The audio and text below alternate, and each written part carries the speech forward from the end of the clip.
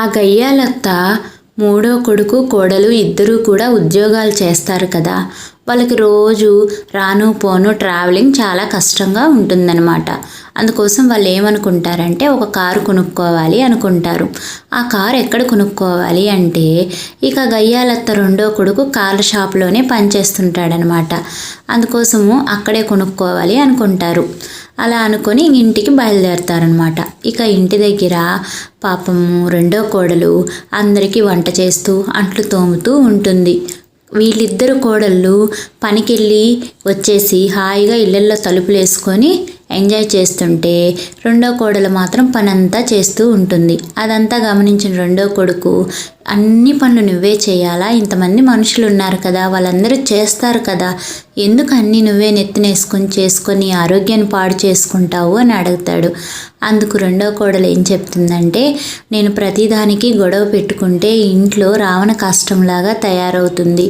ఆ ఇద్దరు కోడళ్ళు ఉద్యోగాలకు వెళ్తారు, నాకేమో ఏ ఉద్యోగమూ లేదు. ఇక నేను ఇంట్లో పని చేయాల్సిందే కదా, అందరినీ ఎదిరిస్తూ ఇంట్లో ప్రశాంతత లేకుండా చేయమంటారా అని చెప్పి అడుగుతుంది. తన భార్య మంచితనాన్ని చూసి ఆ రెండో కొడుకు ముచ్చట పడతాడు, సంతోషపడతాడు. సరే కానీ నువ్వు అన్నం తిన్నావా అని అడుగుతాడు. లేదు తినలేదు, నాకు కాళ్ళు చేతులు చాలా నొప్పి పడుతున్నాయి, పొద్దుటి నుంచి పని చేసి నేను నిద్రపోతాను అంటుంది. అప్పుడు నువ్వు గమ్ముగుండు చాలు గాని అని చెప్పి ఆ భర్త వెళ్ళి తనకి అన్నము కూర వేసుకొచ్చి ప్రేమగా ముద్దలు కలిపి పెడతాడు. ఆ రెండో కోడలు ఎంత సంతోషపడుతుందో, మా అత్త ఎంత గయ్యాలి గంప అయితే ఏముంది, నాకు ఇంత మంచి భర్త దొరికాడు అని చెప్పి ప్రేమగా చూస్తుంది.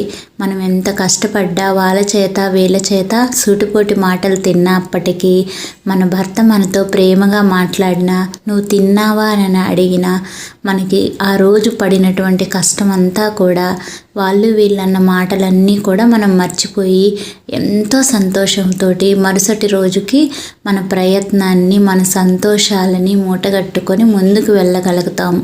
అంతే కదా ఫ్రెండ్స్. అలా అనుకొని మనసులో ఆ రెండో కోడలు ఇంత మంచి భర్త ఇచ్చినందుకు చాలా థ్యాంక్స్ అని చెప్పి ఆ దేవుడికి దండం పెట్టుకుంటుంది. ఇక మరుసటి రోజు పెద్ద కోడలు ఉద్యోగానికి వెళ్తుందనమాట. అలా వెళ్ళేటప్పుడు పెద్ద కొడుకుతోటి, ఏమండి రోజు ఉద్యోగము ఇల్లు నాకు బోర్ కొడుతుంది, అలా సరదాగా సినిమాకో షికారుకో వెళ్దాము అని అడుగుతుంది. అందుకు ఆ పెద్ద కొడుకు, నాకు ఆఫీసులో చాలా పని ఉంది, నేను రాలేను అని చెప్తాడు. ఇక ఆ గయ్యాలి అత్త వచ్చి, వెళ్ళొచ్చు కదా, అలా తీసుకొని వెళ్ళొచ్చు కదా అంటే వెనక నుంచి పర్సు చూపిస్తూ నా పర్సులో రూపాయి లేదు అని చెప్పి సైగ చేస్తాడు. ఇక పెద్ద కోడలు చేసేది ఏమీ లేక సరేనని జాబ్కి తను వెళ్ళిపోతుంది. పెద్ద కోడలు అలా వెళ్ళిపోయిందో లేదో ఇక చూసుకో, ఆ గయ్యాలత్త తన కొడుకుని నోటికి వచ్చినట్టు తిడుతుంది. నువ్వు ఎందుకు పని చేయవు, నీలాంటి వాడిని వెనకేసుకొచ్చి ఆ రెండో వాడిని నోటికొచ్చినట్టు తిడుతున్నాను, వాడి పెళ్ళాన్ని నోటికొచ్చినట్టు తిడుతున్నాను, అసలు తిట్టాల్సింది నిన్ను, నీవు బుద్ధి లేనటువంటి వాడివి, భార్యని మోసం చేస్తున్నావు, ఇటు కుటుంబ సభ్యుల్ని మోసం చేస్తున్నావు, అసలు నీకు బుద్ధి లేదు అని చెప్పి తిడుతుందనమాట. అందుకు ఆ పెద్ద కొడుకు, నేనేం చేసేది, నేను అన్ని రకాల ఉద్యోగాలు ప్రయత్నం చేస్తున్నాను, కానీ వస్తే కదా, సరే కానీ నా క్యారేజ్ నాకు ఇవ్వు అని చెప్పి అంటాడు. చేశాను నాయన మహానుభావ నీ క్యారేజ్ అని చెప్పి ఆ క్యారేజ్ తెచ్చిపెట్టి ఎటన్నా పో ఇంట్లో నుంచి అంటుంది. ఇలా మూడో కొడుకు వాళ్ళు కోడలు వాళ్ళు వచ్చి మేము జాబ్కి వెళ్తున్నాము అని చెప్తారు. సరే వెళ్ళిరా నాయన అంటుంది. అప్పుడు ఇంకా ఏం చెప్తారు అంటే, మేము కారు కొనాలనుకుంటున్నామమ్మా అని చెప్తారు. ఇక అంతే, ఎంత మంచి మాట చెప్పారు, నా చెవుల్లో పాలు పోసినట్టుగా ఉందయ్యా అని చెప్పి అంటుంది ఆ అత్త. అమ్మ మేము కారు ఎక్కడ కొంటాము అంటే అన్నయ్య పనిచేస్తున్నాడు కదా అక్కడే కొంటాము, ఆ షాప్కే వెళ్తాము అని అంటారు. సరే వెళ్ళమంటుంది.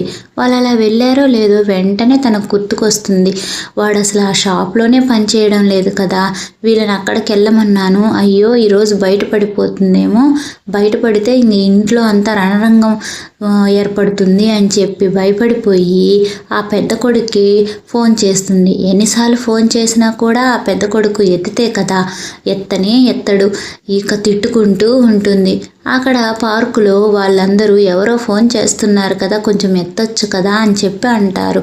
ఆహా, నేను ఎత్తను, వాళ్ళు కనుక ఎత్తితే నా బుర్రంతా పాడైపోతుంది, నన్ను సంతోషంగా ఇక్కడ స్పెండ్ చేయనివ్వండి అని చెప్పి అంటాడు. ఇక ఈమెమో తిట్టుకుంటూ ఉంటుంది. ఈరోజు ఏదో ఒకటి జరగబోతూ ఉంది, ఫోన్ ఎత్తితే విషయం అన్నా చెప్పొచ్చు, ఎట్లా చెయ్యాలి దేవుడా, ఎలాగలా కాపాడు, ఈ గండం నుంచి గట్టెక్కిచ్చు అని చెప్పి దేవుడికి దండం పెట్టుకుంటుంది. తరువాయి భాగంలో ఏం జరుగుతుందో చూద్దాము. ఫ్రెండ్స్, మీకు గనుక మా ఛానల్ నచ్చినట్లయితే ప్లీజ్ లైక్ చేయండి, షేర్ చేయండి, సబ్స్క్రైబ్ చేయండి. Bye friends.